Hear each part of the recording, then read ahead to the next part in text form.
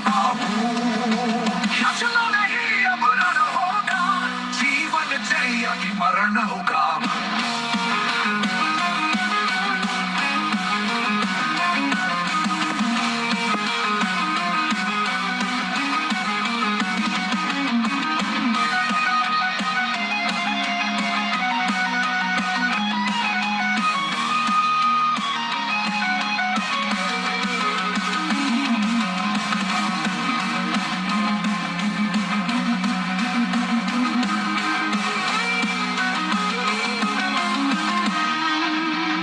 जब नाश मनुज पर छाता है, पहले विवेक मर जाता है।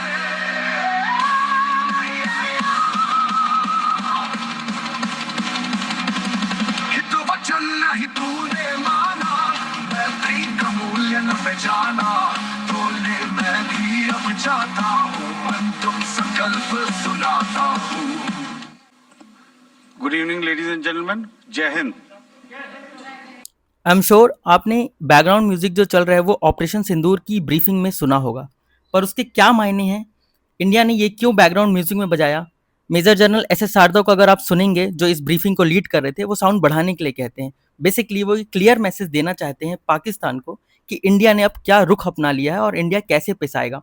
तो इंडिया अपने एपिक्स को यूज करके, मतलब कि रामायण और महाभारत को यूज करके एक क्लियर मैसेज दिया है। तो मैं आपको ये मैसेज समझाने की कोशिश करूंगा कि इस मैसेज के रियल सेंस में क्या मायने हैं और ये महाभारत के किस पार्ट से लिया गया है। Hello and hi, welcome to my channel way forward. मैं इस चैनल पर बहुत ही कॉम्प्लेक्स टॉपिक और करंट के इशू को काफ़ी आसान लैंग्वेज में समझाने की कोशिश करता हूँ। So kindly like, share and subscribe to my channel.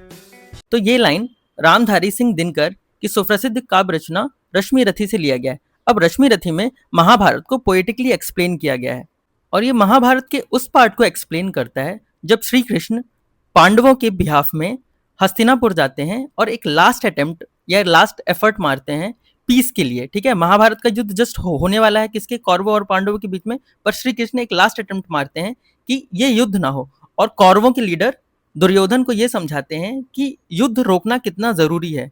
हालांकि वो नहीं मानता। लेट मी शो यू, मैं कृष्ण की एंट्री दिखाता हूँ आपको। महारथी, महावीर, सुदर्शन चक्रधारी, मधुसूदन, शांति दूत, वासुदेव श्री कृष्ण पधार रहे हैं। शांति दूत का प्रणाम स्वीकार कीजिए महाराज।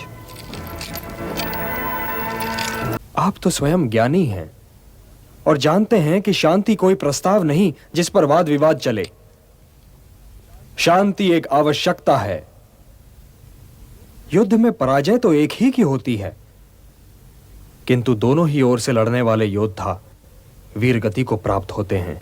शांति कभी असंभव नहीं हो सकती और इसीलिए कुरुवंश को शांति के मार्ग पर ले चलिए महाराज, शांति के मार्ग पर ले चलिए कि इसी में भरतवंश, भारतवर्ष और सारे संसार की भलाई है।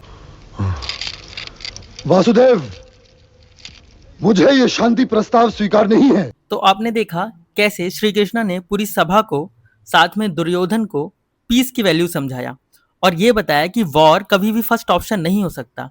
एग्जैक्टली सेम इंडिया भी तो पिछले 75 साल से पाकिस्तान को पीस की वैल्यू तो समझा रहा था, लेकिन पाकिस्तान को नहीं समझ में आया। हमारा हिस्ट्री है कि हमने हमेशा पीस को प्रमोट किया है, जैसे कि हमने ही स्टार्ट किया था non alignment movement, then Tashkent agreement हुआ, देन शिमला एग्रीमेंट हुआ, देन आगरा समिट हुआ। इन सब में हमने सबसे पहले पीस को प्रमोट किया। हमने कभी भी वॉर को ऑप्ट नहीं किया। कभी हम पीस के लिए यूएन के पास गए, कभी हमारे पीस की ट्रीटी के बीच में यूएसएसआर आया, है ना। तो बेसिकली हम पीस के चक्कर में दूसरों को बीच में लेते आए। लेकिन इस बार इंडिया ने कह दिया है 3 इज क्राउड। दैट मीन्स अब इंडिया और पाकिस्तान के बीच में कोई नहीं आएगा। इंडिया और पाकिस्तान, बेसिकली कश्मीर का मुद्दा, केवल और केवल इंडिया और पाकिस्तान ही इसे डील करेंगे। अब कृष्ण के इतना समझाने के बाद भी दुर्योधन को पीस की वैल्यू नहीं समझ में आती है। ठीक है, दुर्योधन को पीस की वैल्यू नहीं समझ में आती है।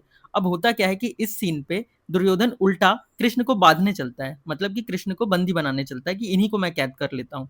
तो इसी लाइन को कई बार आपने वीर रस में पढ़ा होगा। जब वीर रस हमें पढ़ाया जाता है ना, तो आपने ये लाइनें पढ़ी होगी। अंबर में कुंतल जाल देख, पद के नीचे पाताल देख, मुट्ठी में तीनों काल देख, मेरा स्वरूप विकराल देख। एक्चुअली वो कृष्ण के इसी वाले रूप को एक्सप्लेन करते हुए रामधारी सिंह दिनकर लिखते हैं। तो इंडिया बेसिकली अब यही बता रहा है कि हालांकि ये लाइन यूज नहीं की गई है, पर इंडिया ये बता रहा है कि अब हमारा विकराल रूप देखना पड़ेगा। अब हम एग्जैक्ट लाइन देख लेते हैं जो रश्मि रथी की यूज की गई है, इंडियन आर्मी ने जो यूज किया है पाकिस्तान को वॉर करने के लिए। तो ये आपको मिलेगी चैप्टर 3 में, जिसे सर्ग 3 भी बोला जाता है, या कृष्ण की चेतावनी। कृष्ण की चेतावनी क्यों?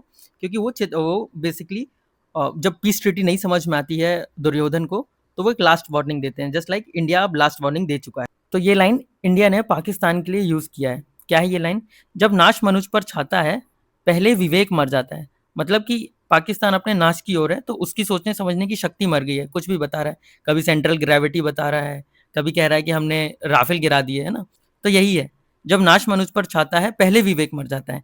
हित वचन नहीं तूने माना, पाकिस्तान ने कभी हित वचन नहीं माना। हमने ट्रीटी की, हमने समझाया, ये भी बोला, हम यूएन गए, ये बताया कि पाकिस्तान टेररिज्म करता है, पाकिस्तान ने एक्सेप्ट करने से मना कर दिया। तो उसी के लिए ये लाइन है, हित वचन नहीं तूने माना, मैत्री का मोल न पहचाना। सोचो, अगर इंडिया और पाकिस्तान एक रह के काम करते, तो चाइना से हम कितना आगे होते।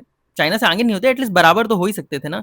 मतलब सोचो, हम एक साथ कोलेबोरेशन में काम करते तो कितनी अच्छी आज हम स्थिति में होते। लेकिन पाकिस्तान के टेररिज्म के कारण इंडिया को भी तो कितना नुकसान होता है ना। तो वही है, मैत्री का मोल ना पहचाना, तो ले अब मैं भी जाता हूँ। इंडिया ने बोल दिया मैं जा रहा हूँ, अंतिम संकल्प सुनाता हूँ। एक लास्ट मैं जो बोलने जा रहा हूँ वो सुन।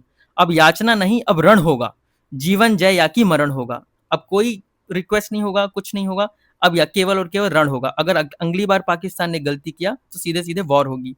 अब बाकी की लाइन आप खुद सुन लो। वचन नहीं तूने माना, मैत्री का मूल्य न पहचाना, तो ले मैं भी अब जाता हूँ, अंतिम संकल्प सुनाता हूँ। याचना नहीं अब रण होगा, जीवन जय या कि मरण होगा। टकराएंगे नक्षत्र निखर, बरसेगी ऊपर वर्दी प्रखर, अणधेश नाद का डोलेगा, निकराल काल मुंह खोलेगा। दुर्योधन प्रिय ऐसा होगा, फिर कभी नहीं जैसा होगा। भाई पर भाई लूटेंगे, शिकार लूटेंगे, सौभाग्य मनुष्य के टूटेंगे, और आखिर की ऊंचाई होगा, हिंसा का सौदाई होगा।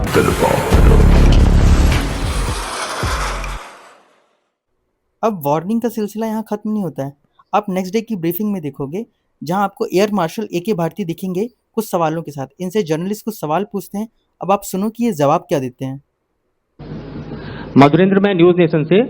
प्रेस कॉन्फ्रेंस शुरू होने के ठीक पहले राष्ट्रकवि रामधारी सिंह दिनकर की जो कृष्ण की चेतावनी है, उन पंक्तियों को सामने रखा गया और कहा गया कि याचना नहीं अब रण होगा, जीवन जय या मरण होगा। कल शिव तांडव स्रोत के जरिए दुश्मन को संदेश दिया गया था, और आज राष्ट्रकवि रामधारी सिंह दिनकर की इन प्रमुख पंक्तियों के जरिए ये किस तरह के डिटरेंट को क्रिएट किया जा रहा है, किस तरह के मैसेज को दिया जा रहा है, इसको थोड़ा इलेबोरेट करके अगर आप बताएं तो जाहिर तौर पर ये संदेश और व्यापक तौर पर जाएगा। बहुत अच्छा लगा आपकी हिंदी सुनकर और हिंदी कविता सुनकर। चूंकि आपने शुरू किया श्री रामधारी सिंह दिनकर जी की कविता से, हमारे राष्ट्र कवि रहे हैं, और क्या संदेश दिया जा रहा है, तो मैं बस आपको रामचरितमानस की एक कुछ पंक्ति याद दिलाऊंगा, आप समझ जाएंगे। तो याद कीजिए वो पंक्ति जो है,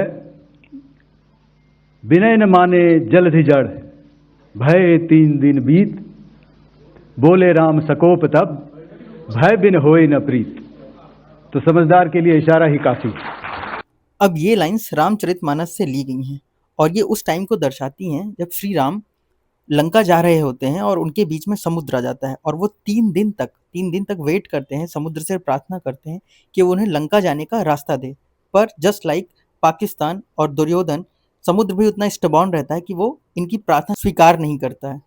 तब श्री राम को क्रोध आता है, और वो क्रोध में तीर धनुष उठा लेते हैं और समुद्र को डराते हैं। ऐसा नहीं है कि ये काम पहले ये नहीं कर सकते थे, पर श्री राम ने पहले पीस और प्रेयर का रास्ता अपनाया, जो 75 साल से इंडिया अपना रहा है पाकिस्तान के लिए, है ना। तब ये रामचरितमानस में ये लाइनें आती हैं, विनय न मानत जलधि जड़, मतलब जलधि समुद्र जो है वो विनय की भाषा नहीं मान रहा है, प्यार की भाषा नहीं मान रहा है। गए 3 दिन बीत चुके हैं प्रार्थना करते हुए श्री राम को, स्टिल उसने नहीं माना। तब राम जी बोलते हैं, बोले राम सकोप तब, गुस्से से, सकोप मतलब गुस्से से, बोले राम सकोप तब, भय बिन होए न प्रीत। तो बेसिकली ये कहना चाह रहे हैं कि बिना डराए प्रीत नहीं हो सकती, बिना डराए प्रेम नहीं हो सकता। जस्ट लाइक हम जब तक पाकिस्तान को डराएंगे नहीं, तब तक हम पाकिस्तान से एक्सपेक्ट नहीं कर सकते कि वो प्यार की भाषा बोलेगा।